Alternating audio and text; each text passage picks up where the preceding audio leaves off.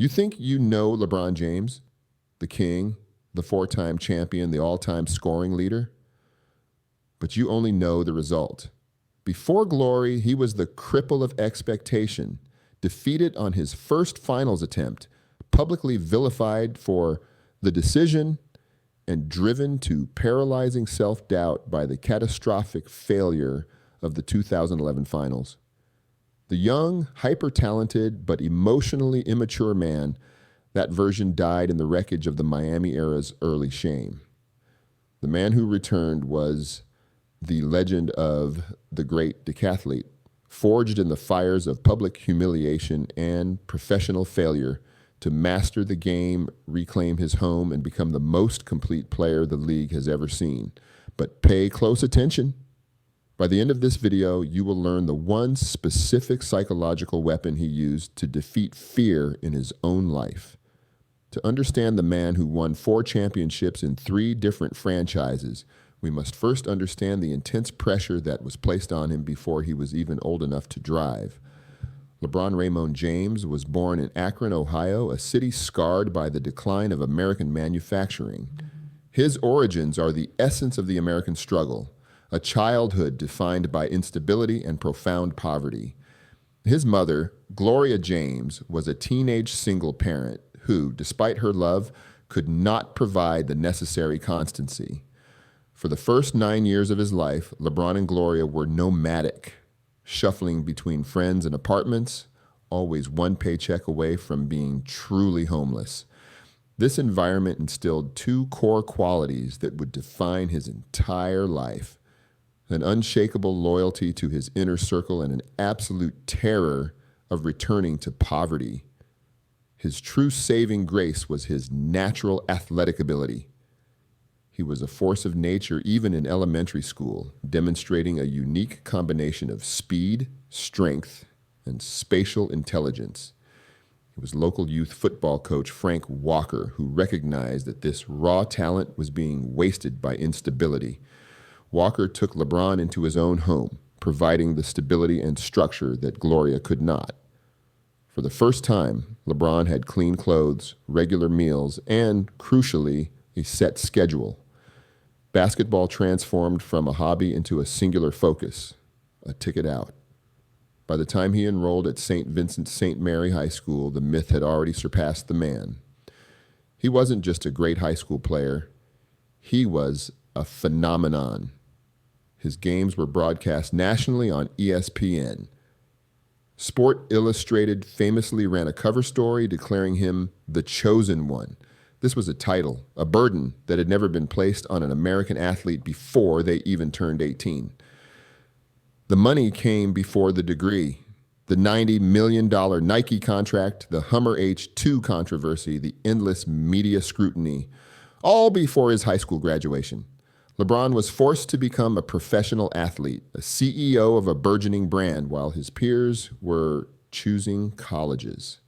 This acceleration created an immense psychological imbalance. His body and talent were NBA ready, but his emotional maturity and mental fortitude were those of a sheltered teenager. He was crowned King James before he had developed the mind of a king.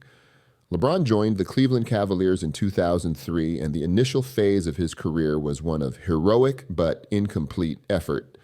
He dragged a collection of journeymen and role players to relevance. He won MVP awards. He carried the burden, but he couldn't break through. The defining moment of his early career was not a victory, but the agonizing realization that his prodigious talent, when isolated, was insufficient. The ultimate test of this came in 2010. Frustrated by the lack of championship help in Cleveland and driven by that initial fear of failure and the desire for certainty, he orchestrated the decision. This highly publicized, televised announcement that he was taking his talents to the Miami Heat to join Dwayne Wade and Chris Bosh was a commercial success, but a PR catastrophe. Psychologically, it revealed the young LeBron's core weakness, dependence on approval. He believed that by delivering a championship, the public would forgive the arrogance of the broadcast. He was seeking validation, not freedom. The subsequent media and fan backlash was biblical. LeBron was branded a villain, a traitor, and an insecure mercenary. This wave of hatred, the most concentrated public scorn leveled at any modern athlete, created the crushing, debilitating pressure that would lead directly to his greatest failure. The 2011 NBA Finals against the Dallas Mavericks was the crucible. LeBron had every physical advantage, every teammate, and every expectation in the world. Yet he famously wilted. His scoring average plummeted. He became passive in crucial moments, and he looked terrified to take the final shot. He appeared paralyzed by the thought of failure, his mind overwhelmed by the volume of external criticism and the fear of fulfilling those criticisms short-circuited his physical capabilities. The Miami Heat lost. LeBron James had failed in spectacular public fashion. The narrative was complete. The king was a choke artist. To the outside world, this was just a series loss, but for LeBron, it was a profound psychological crisis. Osho, when analyzing human failure, often spoke of the internal split created by social pressure. This is exactly what happened to the young LeBron. The split was between his egoic ideal, the public image of King James, the infallible, unstoppable force demanding victory, and his human core, the insecure young man who simply wanted to be loved, terrified of falling short of impossible expectations. When the external criticism hit, the egoic ideal shattered, exposing the vulnerable core. The fear was simple. If he missed a shot, the world would confirm that every bad thing they said about him was true. This fear of confirmation created paralysis by analysis.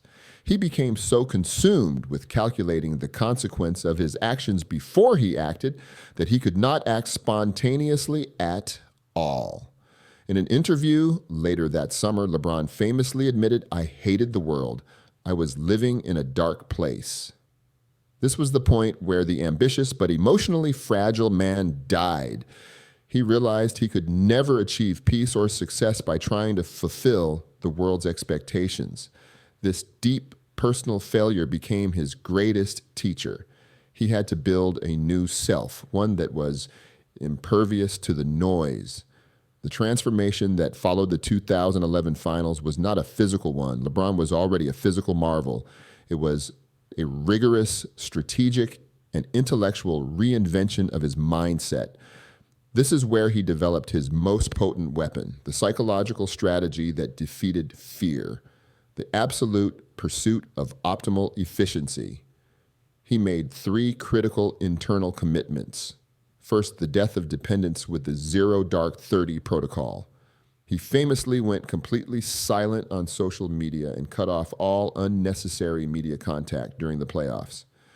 This was a psychological defense mechanism, systematically eliminating the very source of the pressure that had crippled him in 2011. By refusing to listen to the praise or the criticism, he forced his inner self to become the only valid metric. The only voice that mattered was his own. This allowed him to focus entirely on the game's immediate demands, freeing him from the paralyzing memory of the past or the anxiety of the future. Second, the conversion of emotion to calculation, the LeBron IQ. LeBron shifted his approach from emotional engagement to cold, scientific calculation. He stopped viewing his role as the hero who had to hit the dramatic shot. Instead, he forced himself to make the most statistically efficient play in every single possession. If the percentage dictated passing to an open teammate, he passed, regardless of the criticism he might face for not taking the last shot. If the defense gave him an open lane, he attacked. He became a master of reading the opponent's strategy, the chess master analogy, predicting plays 3 steps ahead. This focus on efficiency was his shield against fear. By defining success as simply making the correct basketball play, he removed the ego's need for the heroic outcome. Success was now the process, not the result. Third, the unshakable physical monastery. The longevity of LeBron's career is not luck. It is a billion-dollar commitment to self-maintenance. He created a literal physical monastery around himself, investing millions annually in his body, recovery, and diet. This meticulous self-care is a profound psychological tool. It is the ultimate expression of self-respect and preparation. By ensuring his body is always operating at peak performance, he removes all doubt when the clutch moment arrives. He knows scientifically that no one is more prepared. This self-trust is the bedrock of his confidence. With his psychological weapon sharpened, the king returned to the court a transformed athlete. The results were instantaneous and irreversible. He won back-to-back championships in Miami, 2012 and 2013, played with an unprecedented level of calm and aggression, and secured 2 more MVP awards. The passive player of 2011 was gone, replaced by a ruthless yet efficient professional. The shame was washed clean by the rings. The ultimate psychological victory came when he announced his return to Cleveland in 2014. This time, the announcement was not a spectacle. It was a heartfelt, mature letter of commitment. He was no longer seeking a quick title. He was seeking redemption for his hometown. LeBron James's defining moment was the 2016 NBA Finals against the 73-win Golden State Warriors. Down 3-1, a deficit no team had ever overcome. The pressure was immense. LeBron's legendary block on Andre Iguodala in Game 7 was the perfect embodiment of his mental fortitude and calculated decisiveness under extreme pressure. He delivered on his promise, ending Cleveland's half-century championship drought. His final act is the transformation into a true titan and entrepreneur, transforming an initial fear of poverty into extraordinary business ambition. He became the first active NBA player to achieve billionaire status. This was driven by savvy investments, strategic equity, and the foundation of his media company, the Spring Hill Company. He redefined the modern athlete as an owner and a creator. His commitment to social change is manifested in the I Promise School in Akron, a full-service institution supporting underprivileged families, ensuring a better future for the next generation. The true lesson of LeBron's story is his psychological metamorphosis. The immature James, driven by approval, failed in 2011. He was resurrected as a master strategist. His key to conquering fear and pressure was the absolute focus on process over outcome.